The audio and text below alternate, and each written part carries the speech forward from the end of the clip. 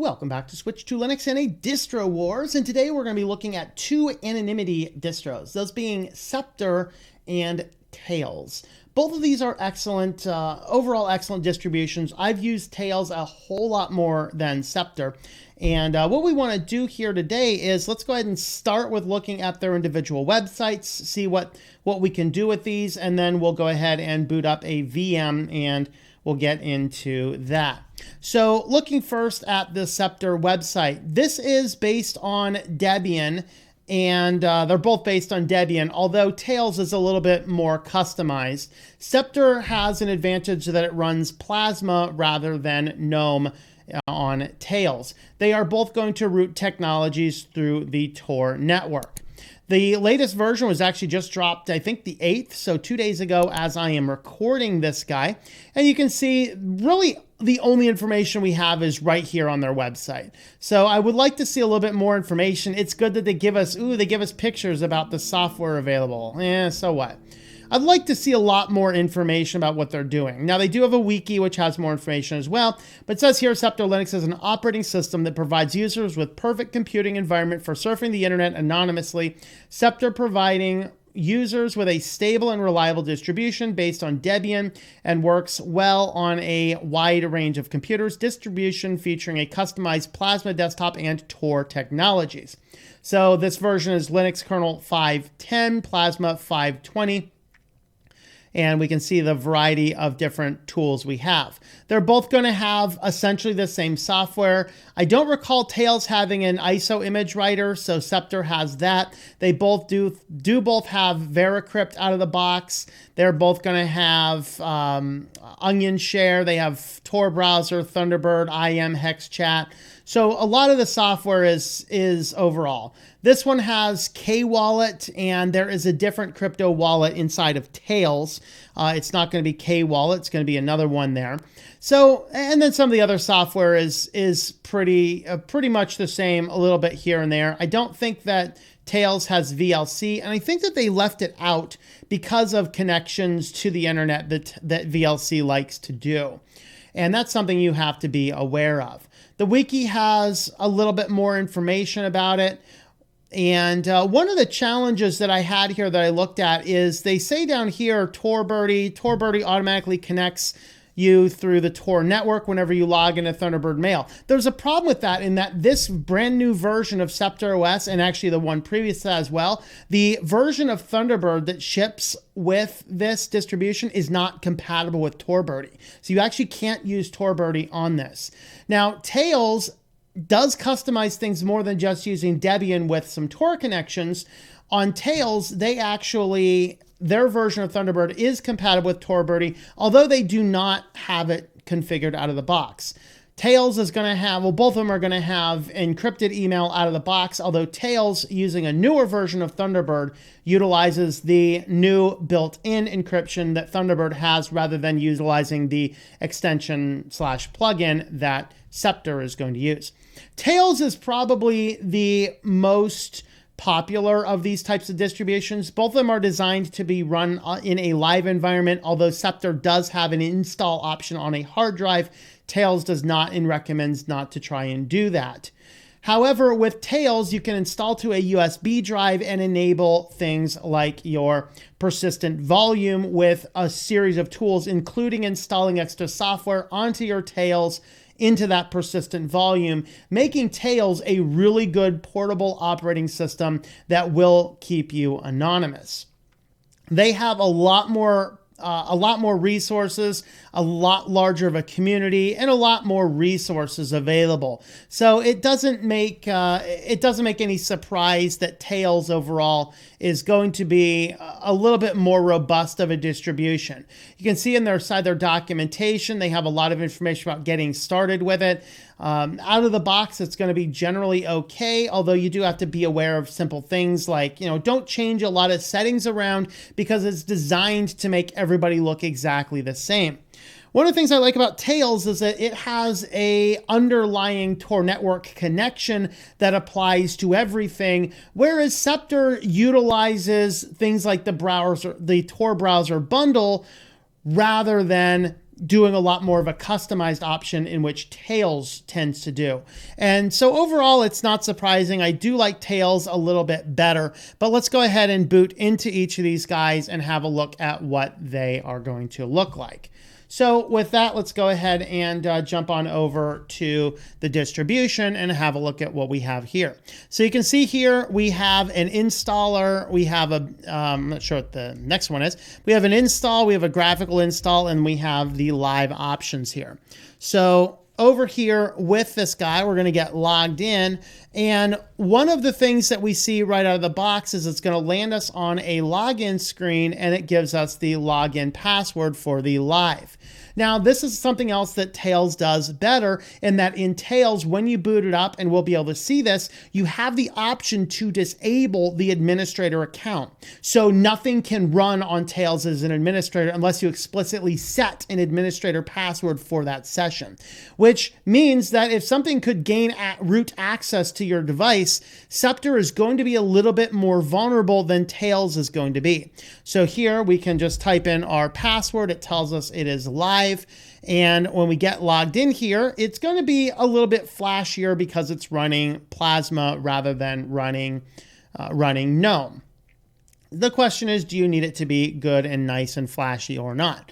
Oh, I do actually love this wallpaper. It's just the most glorious of the wallpapers. There we have it. So here we are on Septor, and if you boot up your menu here, you have a lot of different information here. And let's go ahead and have a look. Here's our Tor browser. Again, when we set up Tor browser, basically all they've done is they've taken Debian and they've added things like the Tor browser bundle to it. And so here we can configure Tor, we can connect Tor, and if we hit the connecting Tor, now it's going to make our connection to the Tor network, and then it's going to set up your Tor browser. We have a similar functionality if we are going to use Onion Share, for example. So booting into Onion Share, when we boot this guy up, let's go ahead and let the Tor browser bundle do its thing over there. And now Onion Share, it's going to connect to the Tor network separately. This is where Tails does it a little bit different in that it has an underlying Tails network, and that automatically configures when you set up the system, and then everything automatically is routed through that. So we're running things on a little bit different package base, because one of the challenges with the Tor browser bundle is it can do DNS leakage. And that's something that I'm not sure if Septor is going to be completely susceptible to, but it's a possibility. I will ask the security researchers to comment more on that. Nevertheless, we get here with Tor, and you can see that we are here on the Tor network, and the Tor browser is configured. And let's see if there's actually the, I like on Tails, we get the check your Tor node here. But we're good if we just go ahead and do an onion search. Let's see if we can find some Onion websites and verify that that this guy is actually working out of the box. We do have a weather app down here. I'm assuming this is just pre-installed weathers. It would be totally weird if this was actually polling a weather location. I'm pretty sure it's not, though. It was New York on every time I was testing this the other day. So let's go. There you go. There's a deep web search engine for Tor links. And here's the DuckDuckGo version based on the .onion. So as long as that works, then we are going to be good to go. And of course, if you're new to utilizing the Tor network, it is going to be slow. Although this is extraordinarily slow. We should see something by then. All right. Let's give something else a try. There you go. It's loading. It's being slower than Tor usually is for me, but there we have it. So there we are. We're on DuckDuckGo's Tor node there. You can see the .onion extension. And so there's what we have there. And let's go ahead and pull this guy up, see what else we have. Of course, we have VLC.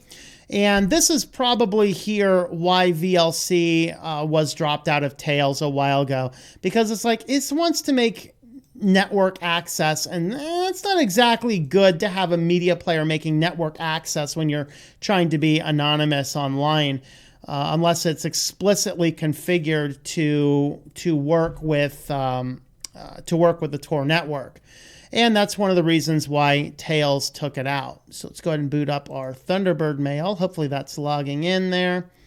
So here you can see if we go down and pull down our add-ons, we can see here under extensions that Enigmail is already set up and configured. That's good. Now Tails does not have this because the version of Thunderbird in Tails has OpenPGP embedded inside of it. It's a new version. Of course, if we go, is it Tor Birdie, I think is the name of the plugin, you can see it's not compatible with this version of Thunderbird. And that was one of the concerns if you are looking for that. As far as everything else is concerned, though, it's going to be fairly similar to Tails as far as the software offering. I think this might actually have a little bit more software, particularly with the Q application suite. And let's go ahead and check. Yeah, there's Veracrypt. So Veracrypt is set up in here. We do have Root Dolphin, which is good.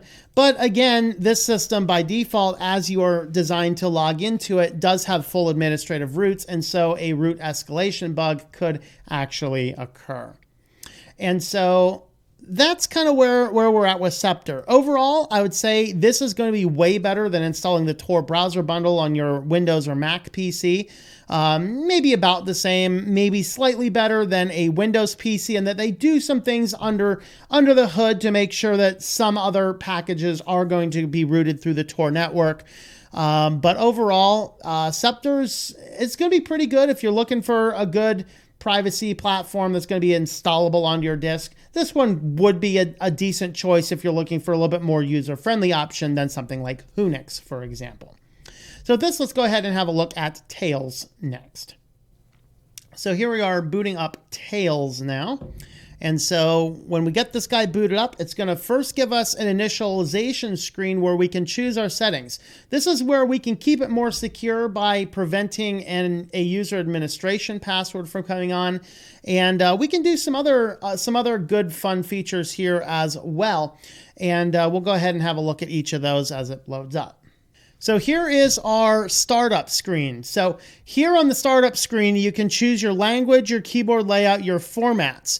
Now, under your additional settings, this is where you can set an administrative password. If you do not set this, there is no root access in this, which is going to keep you quite a bit safer from other forms of root escalation tasks. You can see MAC address spoofing. I forgot to check if Septor OS has any MAC address spoofing in it. It may or it may not spoof your address. By default, Tails does spoof your MAC address. You can turn that off if you need to, but overall it's there. If you need the network connection, so if you need to configure things differently, this is what you'd have to do on Onion browser, on the Onion share, on the Tor browser bundle, all the things that Septor you'd have to do on each configuration. This is all done in one simple step, and it creates one connection to the Tor network, which is then utilized for all of the system sources. You can also, if you're doing something just offline stuff, you can disable all networking. So if you just need to boot into a persistent volume and just make absolute sure that there's no internet connection, you can disable all networking inside here, which is great for if you're utilizing a laptop or something with wireless cards, Bluetooth communications, and things like that. And then the unsafe browser will route internet traffic through the just through ClearNet. You can set it to enable it, but by default this is disabled. So out of the box, the default settings are for the best overall security and anonymity of the system. So here we are, we're landing on the desktop. Now notice this warning up here. And well, there's two notices. One of those was the clock synchronization. The warning disappeared too quickly. And what that warning up there said is that you're running in a VirtualBox. Now, Tails is not designed to run in a VirtualBox like I'm doing for recording this video. So don't run it in this. It's designed to be running on a USB key or on a DVD drive, just something that is purely anonymous. Or basically this will run in the memory, and then when you shut it down, it's going to run some scripts to wipe everything out of the memory as it shuts down. And so that's really why Tails is what it is. Of course, we are running on GNOME, and so if you don't like GNOME, you might like the Septor a little bit better. Although some of the services, you'll notice the other one was it synchronized our clock, and then we have this Tor node connection here, which tells us about our Tor node. And over here we're running on 3.30 GNOME. So here's the Tor circuits. So now everything in the system is going to be configured to run through Tor, through the Tor node there. So if we boot up the Tor browser, it's not going to try and make a separate connection to the Tor network. It's just going to go ahead and get itself connected up there. And then, of course, we can also run... see, there's onion share. We can go ahead and run onion share over here as well. And you'll see that that will just automatically, hey, it's ready to go. It doesn't actually need to configure and connect to the Tor network because we're already there. So here we have a nice welcome to Tails. We have any security information, and then we can see quickly JavaScript is enabled. We have our IP address, and we have uBlock origin on by default. And I thought it does have no script turned on as well. So the other application we looked at, of course, was Thunderbird. So let's go ahead and have a look at this. Of course, this also has KeyPass XC there. So if you want to drop a KeyPass database in your persistent volume, you can go ahead and do that. And you can see the other software, very similar. Now this has a lot more tools like configuring a persistent volume, which we can't do here because we're running it live. You'd have to install it to a USB drive to do that. And we have a, let's see what else we have. Inside of your persistent volume, if you install new packages, it will ask you if you'd like to install those to that persistent drive. So here, let's go ahead and have a look at this guy here. And what you'll notice on add-ons is it does not have the add-on extension for PGP encryption on your email, but that's because this version of Thunderbird already does that. So if you do want to use Tor Birdie, you can go ahead and find Tor Birdie, and you'll find that this version does allow you to install Tor Birdie onto Thunderbird because this is a newer version of Thunderbird than the one on Septor OS. So overall here, now if I boot up, let's go ahead and have a look at our terminal here. I hate the menu they give us, but that's okay. We can deal with the menu there. So over here, there's no password. Administration password is disabled. So we have basically disabled root on this platform. And so this Tails, it will not be able to run anything as an administrator or as a root without you explicitly setting a root password. We also have options if I lock the screen. So if I go in and I want to lock the screen, it's going to ask us to, if we want a password to lock the screen. Actually, it does look like you have to have the password at this point. You enter the password and you have to re-enter that password to unlock the screen later. So there's a lot of little things that Tails has done to make itself a much better build overall between these. Now, that doesn't really surprise me in that Tails itself has a whole lot more funding behind it. It has a whole lot more use cases behind it. So it doesn't surprise me that it's a little bit better of a system. But for those wanting to find an alternative to this, then you can go ahead and have a look at Septor OS as well. But literally, both of these are going to be good systems. But if you want the overall best, I'm going to go ahead and say it's going to be Tails between these. So there we have it, Septor OS versus Tails. Advantages and disadvantages. They're both going to be pretty good at being anonymous. I say Tails is going to be a little bit better. It configures Tor on boot up.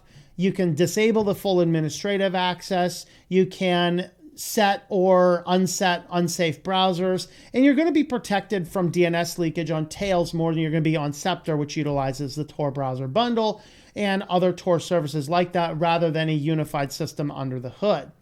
Overall, Septor might work a little bit better on some hardware, particularly your lower end hardware, just because it runs on Plasma, which takes less memory than especially the older version of GNOME that we find on Tails. However, Tails itself does have a lot more documentation. If you want to read through more documentation, make sure you know what you're doing and make sure that you're doing everything good and anonymously, Tails is going to be the better option. Septor allows you to install it to your hard drive. Tails is explicitly designed not to install it to your hard drive. So these are all the different factors to weigh in. Me personally, I prefer Tails out of these two distributions for anonymous web browsing, but that's my individual preference. You can let me know your preference in the comments down below. Thank you for watching this video from Switched to Linux. This channel would not be possible without the backing of the program supporters scrolling on the screen now. You can be a supporter at Patreon at patreon.com/TOMM or at thinklifemedia.com. I also want to thank the open source community who creates such excellent software that makes producing this show possible. Please remember to support your software communities. Thank you, and I hope that you enjoy switching to Linux.